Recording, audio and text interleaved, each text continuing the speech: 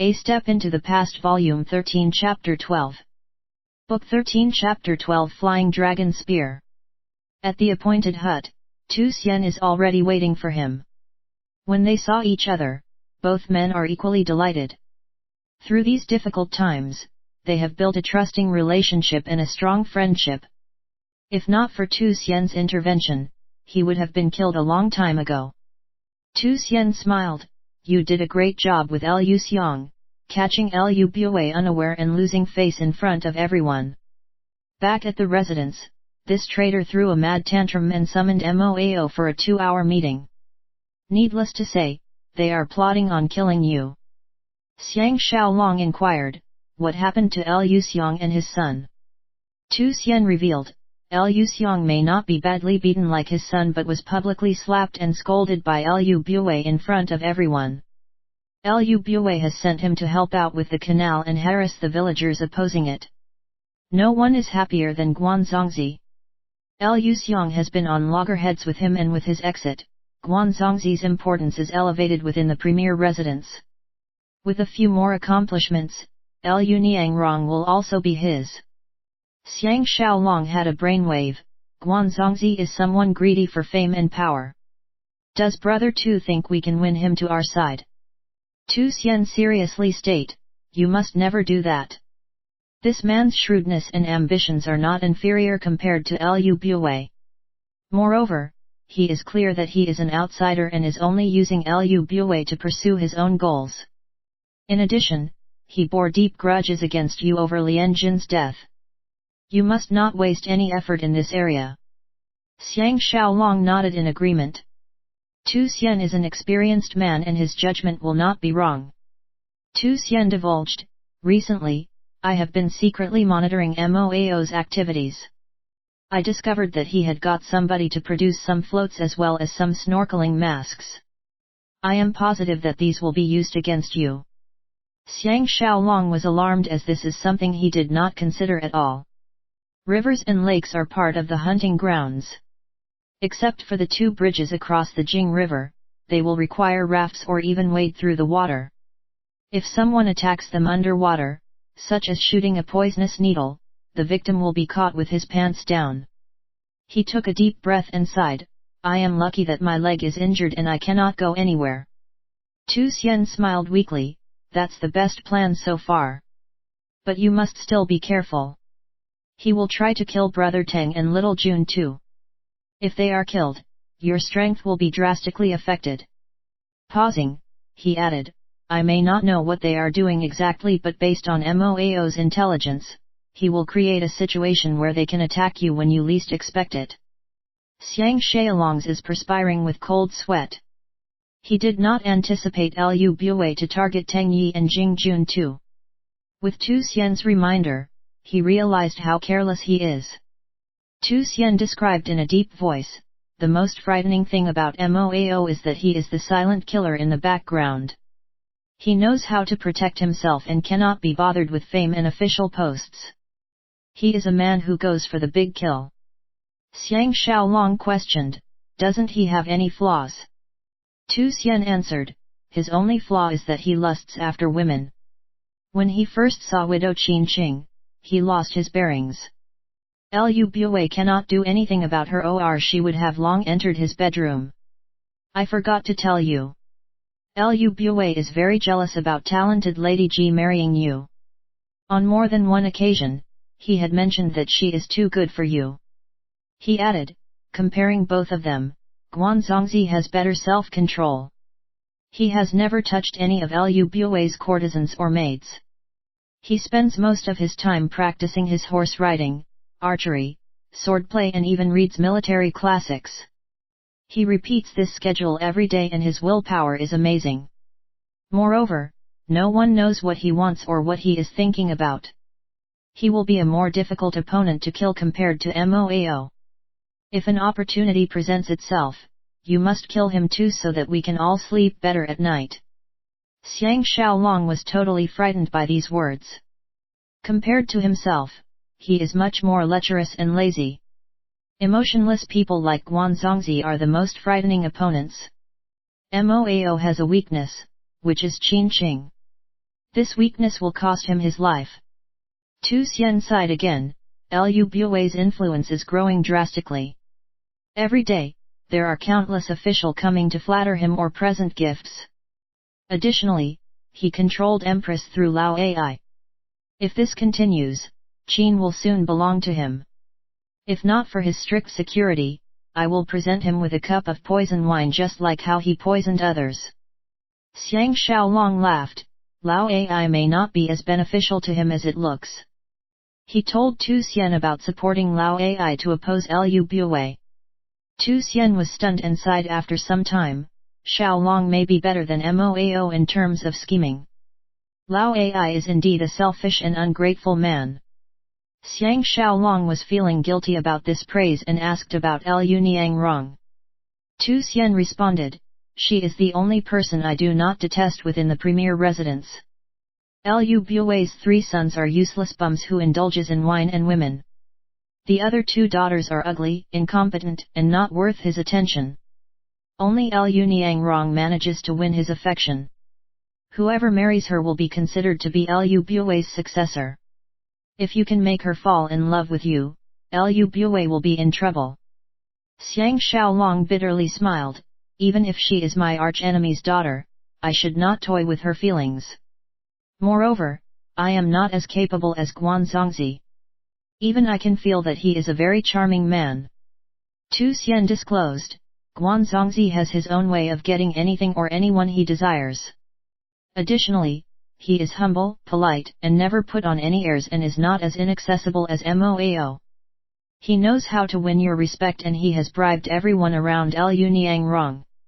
Needless to say, Liu Niangrong is deeply infatuated with him. You honestly do not have the slightest chance of marrying her. He thought hard and frowned, but things are not as simple as it looks. Since you rejected the marriage, she was annoyed but her interest in you grew. She loves people with extraordinary sword skills. If you can beat Guanzongzi, she may be moved. Xiang Xiaolong sighed, that is even more difficult than winning her affections openly. Do you know if they had made love already? Tu Xian affirmed, Guanzongzi will never do such silly things that will anger Liu Bue. Glancing out of the window at the darkening skies, he added, in the 3 days of the hunting fair, Xiaolong must be fully alert and protect yourself. Do not give Liu Bue any chance to assassinate you. You are his biggest obstacle and you must not be complacent when dealing with him. Xiang Xiaolong nodded his head in agreement and they parted. As Xiang Xiaolong strode down the road, the street lamps are being lighted up. Xianyang City's nightlife is not as lively as Handan City or Daliang City, but there are still people walking on the roads. This is even more true on the main roads where the brothels are located. In fact, there are more people on those roads at night than in the daytime. They have decided to meet at Xianyang City's biggest brothel, Drunken Wind Brothel. Drunken Wind Brothel is a privately owned high-class brothel and Xiang Xiaolong do not know who the owner is, but he is sure that he is a very popular man. Xiang Xiaolong used to frequent pubs and nightclubs in the past. In this ancient period, this is the first time he is visiting a private brothel and he could not help but feel refreshing. Wearing a normal warrior suit and walking down a busy ancient street, he reminisced about his life and was intoxicated. 4 years has come and gone. Xiaopan, the future Qin Shi Huang, has transformed from a playful and innocent child into a determined and capable crown prince. Nobody among the 6 states could be bothered with him but are more concerned about Liu Bue or himself. 10 years later, they will realize how wrong they are. While he was deep in his thoughts, he came to Drunken Wind Brothel's vicinity and noticed it was crowded with horse carriages and people.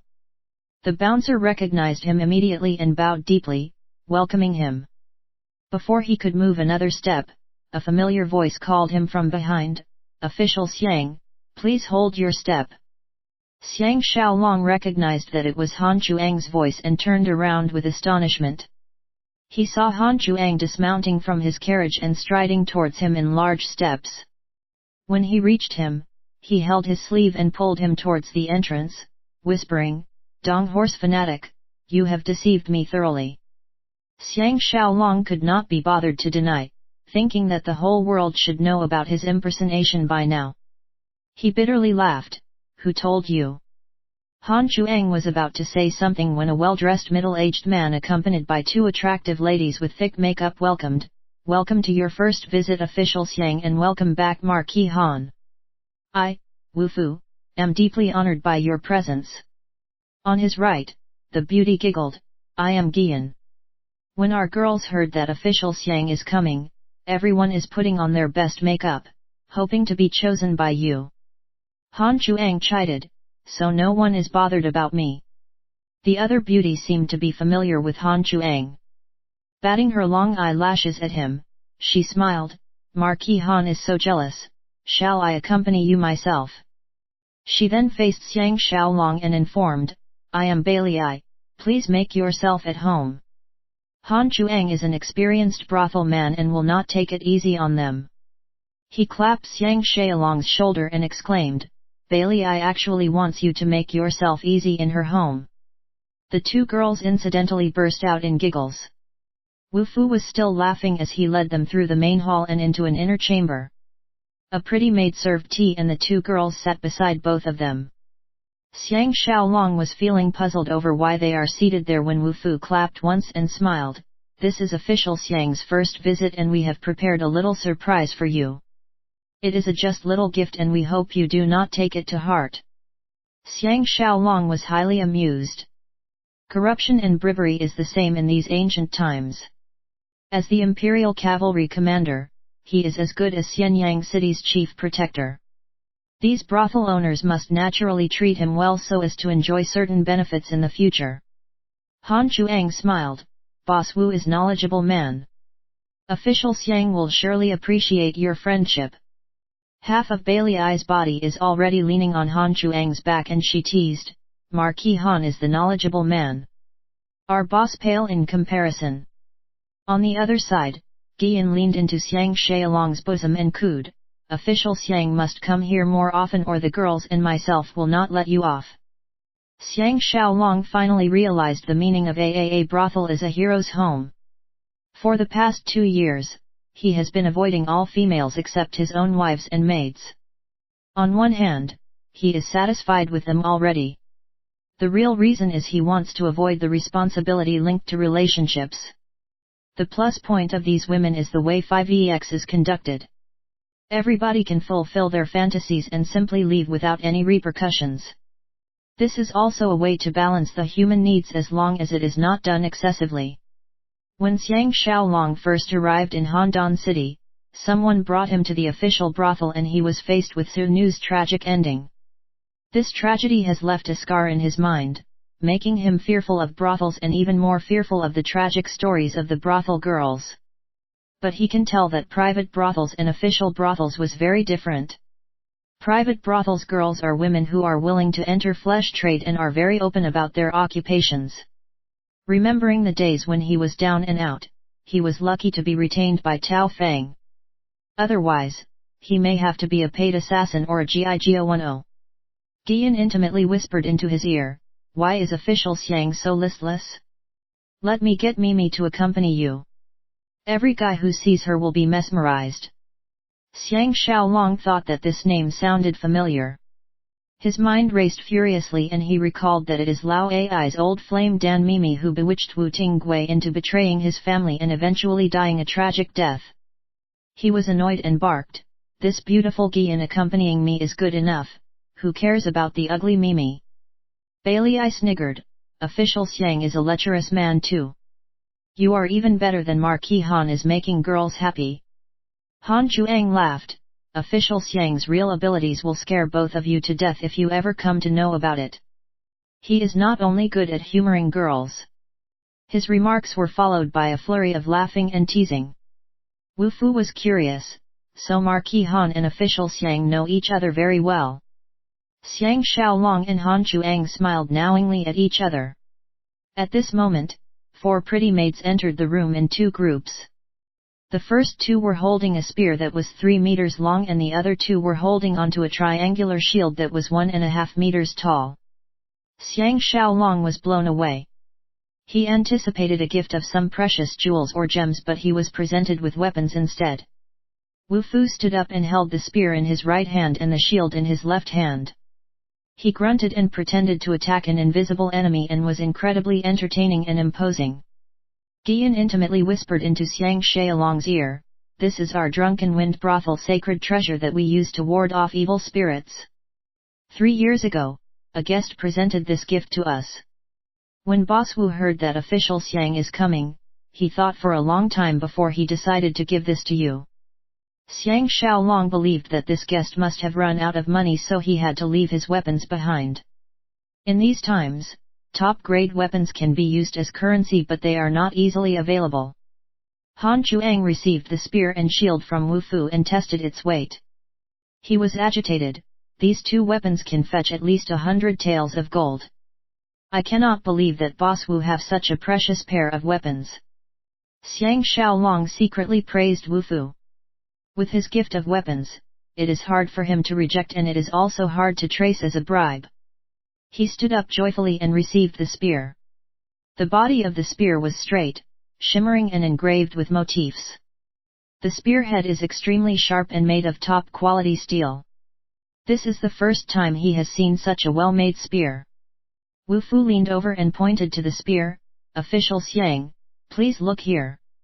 This spear has a name." Xiang Xiaolong then noticed there were 2 ancient words engraved near the spearhead. He naturally could not read them. Fortunately, Han Chuang excitedly leaned over and read, "Flying Dragon." "Ha! So interesting. With this spear, official Xiang's career will fly high." Wu Fu respectfully replied, "It is a small gesture and please do not mind its little value." Gian moved closer to Xiang Xiaolong and pleaded, "Official Xiang, can I make a spear pouch for you?" Xiang Xiaolong received the shield and lifted it twice. The shield is amazingly thin but extremely hard at the same time. Even if it is held for long hours, the holder will not feel tired at all. He was elated and thanked Wu Fu profusely. Gian whined, "Official Xiang has not answered my question." Wu Fu smiled, "Official Xiang did not reject you, so it is a yes. You have 3 days to produce the spear pouch and we will send the pouch and the spear together to official Xiang's residence." Gian pinched Xiang Xiaolong gleefully. Wu Fu apologized, "We have wasted some of your precious time." The 2 lords and official Guan are seated in the VIP seats in the rear garden awaiting official Xiang. Will Marquis Han join official Xiang's table? Han Chuang rejected, "I am here to drink with Prince Dan. Can Boss Wu give us some privacy? I have some confidential things to discuss with official Xiang." He whispered intimately to Bailey, "You are next," and slapped her bum heavily. Bailey let out an exaggerated yelp. Gian slipped out of Xiang Xiaolong's bosom and cooed, "You must ask for me later." Batting her eyelashes at him, she left the room with Wu Fu and Bailey and even closed the door for them. Xiang Xiaolong sat down again and could not help but feel some temptation. Even if Gian is not fully sincere, she knows how to make men feel good about themselves. Any other man will also be tempted.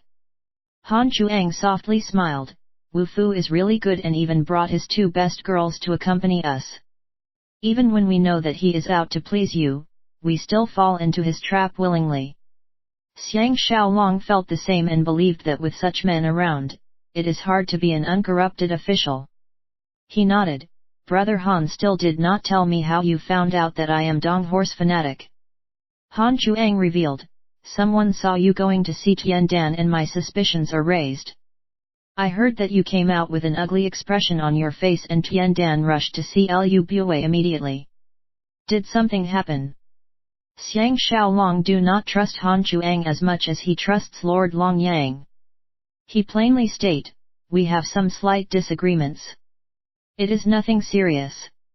Han Chuang sincerely commented, "If Brother Xiang wants to deal with Tian Dan or Li Yuan, you must not leave me out." Xiang Xiaolong responded, "If there is a need, I will definitely ask for your assistance."